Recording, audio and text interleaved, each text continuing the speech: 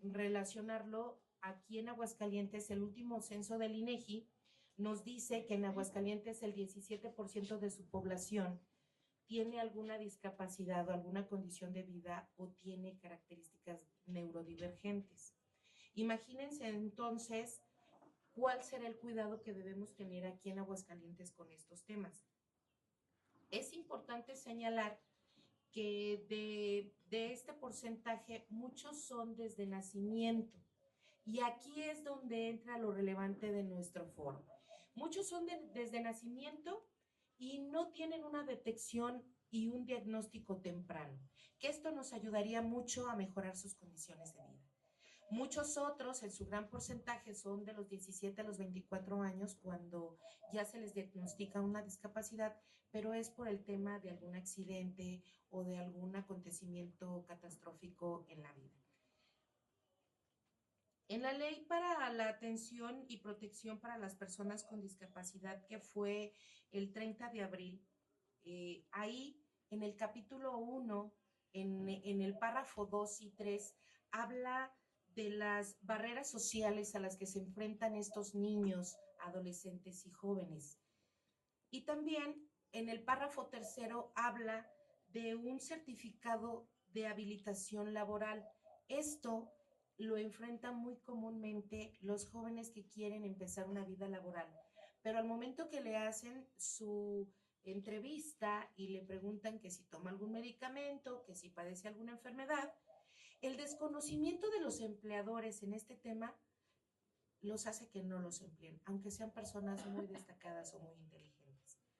En este tema, según la SEP, dice aparte que el 80%, la SEP a nivel federal, dice que el 80% de las instituciones educativas carecen de docentes o personal adecuado para este tipo de tratamientos o atención e inclusión para las niñas, los niños y los adolescentes. El doctor Israel Tonatiu, él es el principal promotor a nivel nacional de la armonización de la ley, por eso los ponía en este contexto. ¿Por qué? Porque a nivel nacional hay 22 estados que cuentan con leyes en defensión a las niñas, los niños o la inclusión para personas con discapacidad. Entre ellos está Aguascalientes. Pero solamente 2 estados en el país tienen esta transversalidad de unir esfuerzos tanto de las políticas públicas como de las iniciativas de ley y de todas las reformas que lleven en el tema de salud, educación, laboral y de inclusión. Estos 2 estados pues es Guanajuato y Yucatán. Hace recientemente, unos meses, en el Estado de México quisieron hacer también esta armonización, la cual no tuvo efecto porque la Suprema Corte de la Nación dictaminó que no había congruencia con los principios de los tratados de los derechos humanos. Entonces, esto es importante señalar y por eso les decía que era el contexto. Por eso se está haciendo el foro, porque buscamos que Aguascalientes sea el tercer estado a nivel nacional con esta transversalidad que nos garantice un diagnóstico temprano para los niños y las niñas, que podamos tenerle un mejor desarrollo desde su infancia.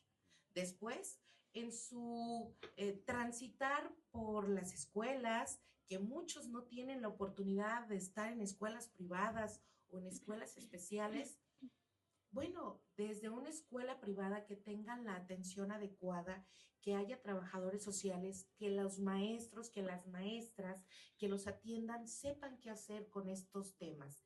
Y sobre todo en el tema de salud, ¿sabían ustedes? Y me imagino que así lo saben, o sea, son tratamientos muy caros.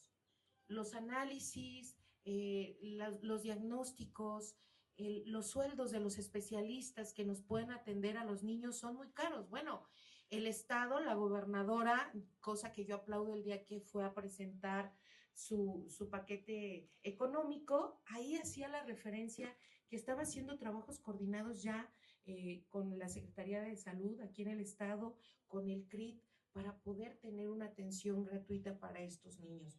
Entonces,